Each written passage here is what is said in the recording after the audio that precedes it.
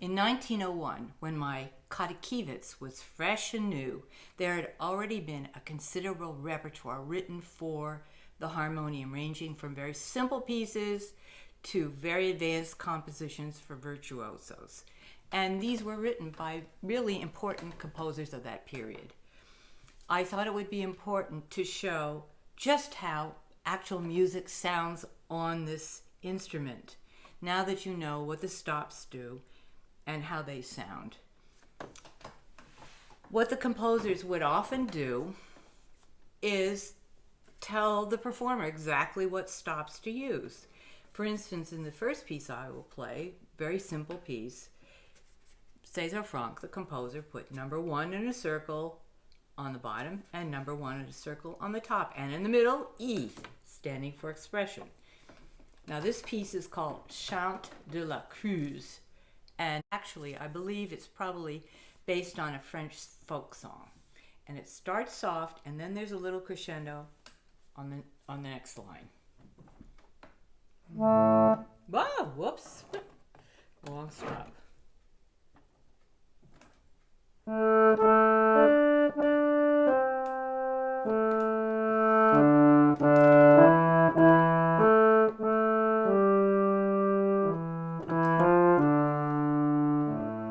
Now here comes the crescendo.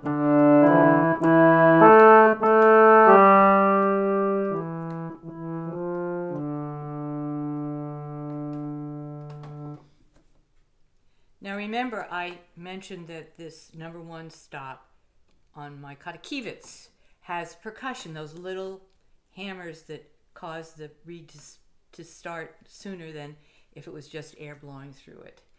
And that really helps when you play fast pieces. Here I will play an excerpt from a Bagatelle written for me by the living Canadian composer named Rachel Laurin, that has fast running triplets that you really need to have a number 1 stop that has percussion. Now,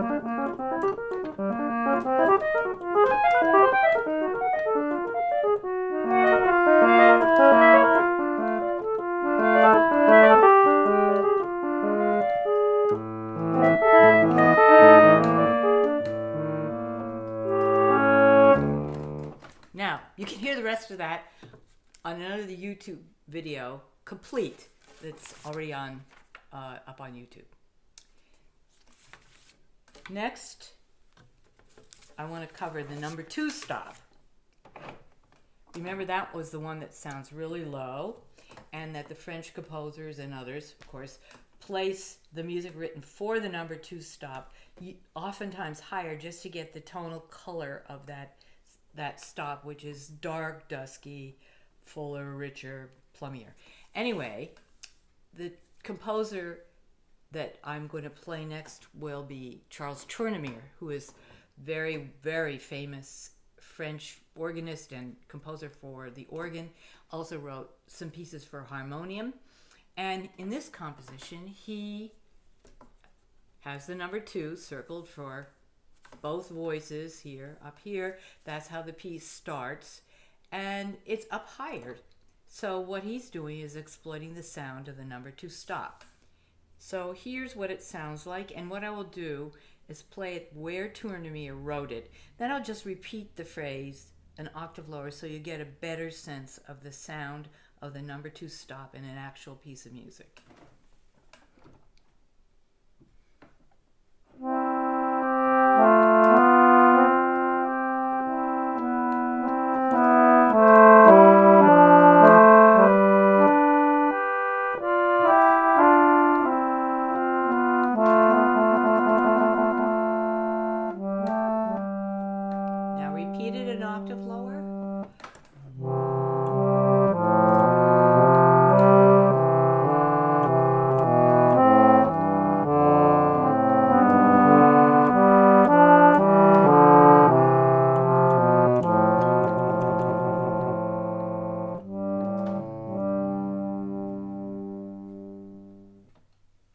These lovely pieces are really worth exploring, and I'll put more information about them on the information part of my YouTube video.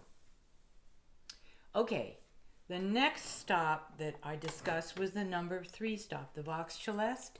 And you remember, to really get that heavenly voice sound on this instrument, you have to pull 2 stops together, the number 1 and the number 3, because they were detuned and create that beautiful, wavering, rich sound.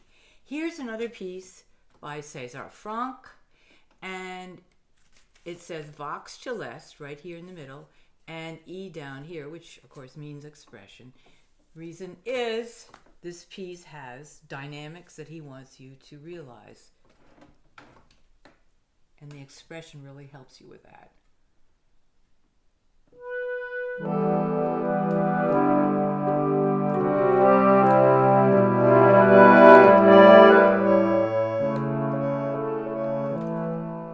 Now louder.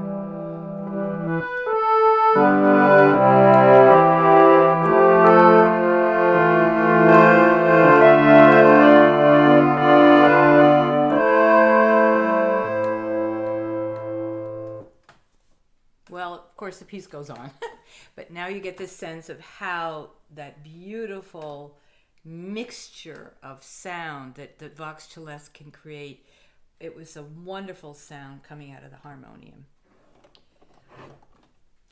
Now, the next one I wanted to demonstrate was this little offertory by another French composer named Leybach.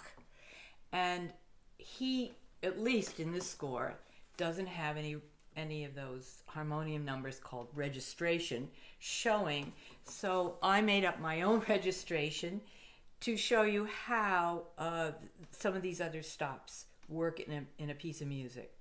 The one that I'm going to use for the bass part is the sourdine. You remember that was the number 1 stop that had a blanket put on it, sort of. So it's basically quite quieter than the normal number 1 stop would be, and it is really good for background when you have a nice prominent melody in the treble, which we'll have in this piece. Now, I chose to use the tremblant for that because I wanted you to see how it sounded in a piece of music. And also, I think what I will do when the phrase repeats, the first phrase is piano, soft, and the second phrase is forte, loud. So when I get to the second phrase, I'm going to pull this. And then I'll return to piano on the third phrase. Now, also in this composition, there are a lot of what you call hairpin decrescendos, which means getting from loud to soft, loud to soft. And you can do that on this instrument. As I told you, you can do these quick shifts of dynamics for expressive performance. Now, I'll have to get that tremblant working a little bit to play it.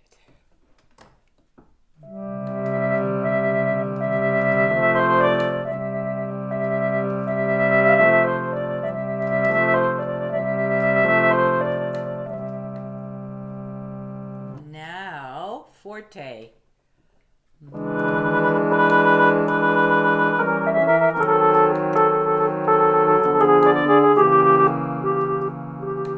Decrescendo.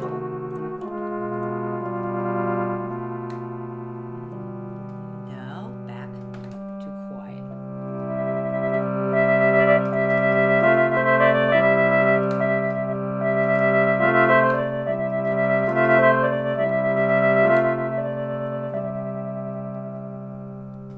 Of course, the piece continues. Maybe someday I'll put a YouTube video of this selection. Is very pretty. All right, so now, you've seen sourdine and you've heard tremblant. The next step of note, next pull of note, next stop of note, is that grand jeu, which pulls all the stops so that they sound at one time, and it's for grand effects. And I'm also going to pull the fortes on both ends of the stops, so it'll be even grander and louder. Let's see what this does. This is just another little piece by César Franck from L'Organ East.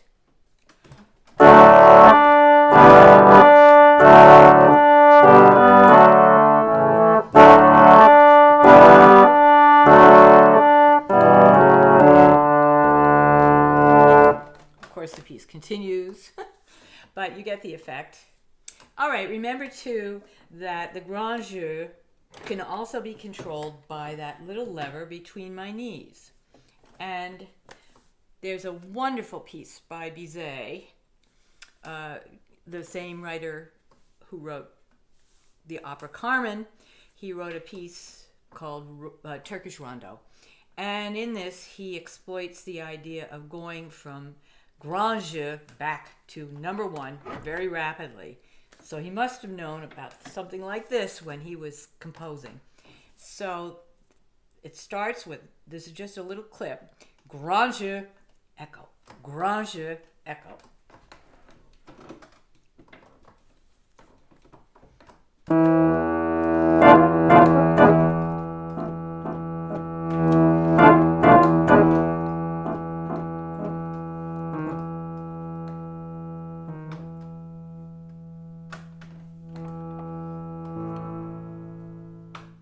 So you get the effect of echo. I have this funny feeling my board did not turn off, but okay. So I wanted to complete this part by playing an actual full piece by César Franck. It's a little piece. It's called Prayer. And Franck, of course, notates that he wants it to be just the number one stop pull. But at the top, he says you can repeat the piece and include the vox celeste and the number two, that octave lower one, but play everything an octave higher than written. And when you do that, you get a really different sound. And this is what these composers would do. They'd set one sound and then they create another sound for their compositions and give that variation of sound that really gives an interest to the piece and the life to the piece. What I found to be the case with the harmonium literature is, the music as it lies on the page and the music as played, say, on the piano often seems to have no life. But when I take it to this instrument or one of my other instruments, all of a sudden it springs to life. And you have to keep this in mind when you look at harmonium repertoire. It's better than you think it is until you get it to an actual good harmony and play on it. So coming back to the Franck, this is this little prayer, and what I will do is not play it twice, but I'll play it once. But the piece is an ABA construction, and the first part is soft, the middle part is loud, and the third part is soft. So what I will do is introduce that alteration of stops during the loud part of the piece. It starts softly. It's just number one.